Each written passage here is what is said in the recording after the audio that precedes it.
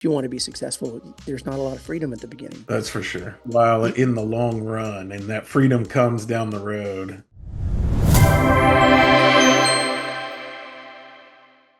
How are you sourcing these houses? Two, how are you funding the houses? It was a That's a process. large scale for both of those, really. Well, I started in 2011. I wouldn't say that I was really buying that many houses until maybe 2013, right? It took me a couple of years I went with the idea I was going to buy one a year, and then it was like twice a year, and then one a quarter, and one a month, and then one a week, because I kind of went through that stage.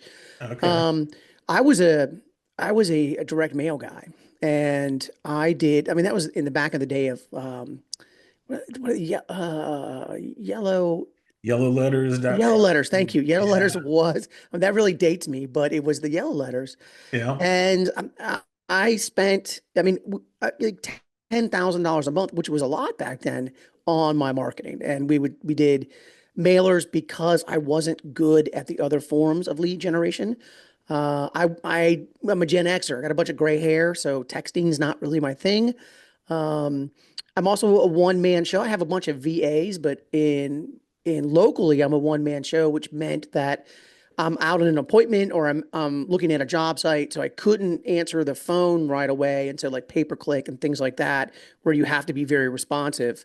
And these were the days before all the education. Like the internet really wasn't as powerful then as it is now. And we entrepreneurs, we kind of had to learn it on our own. And I was very much a lone wolf for a long time. And was there a target market?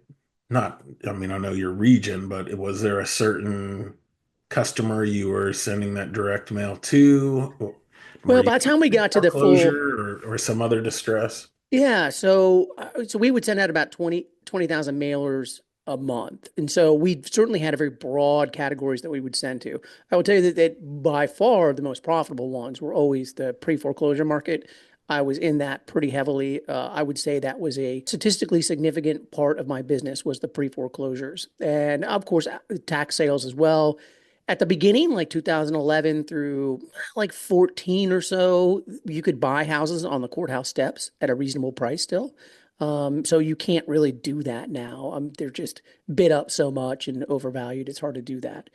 But yeah, I mean, I was my goal, and it was a foolish goal, and I'll tell you, I never achieved it. But I always wanted to buy 10 per month. Like that was just my mental. I chose that number. I don't know why I chose it. It wasn't a good decision. I should have like chosen something of like profit or happiness or so it certainly caused some issues along the way. But so I was always kind of expanding that region. But I did early on decide that I wanted to only buy things that I could go and touch and feel.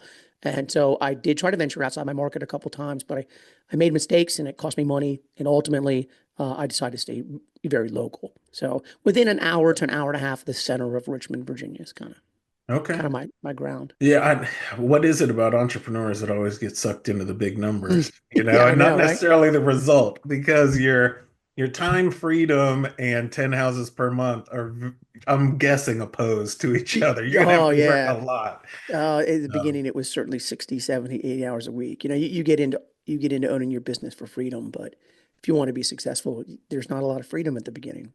that's for sure. Yeah. And It's I, while in the long run, and that freedom comes down the road.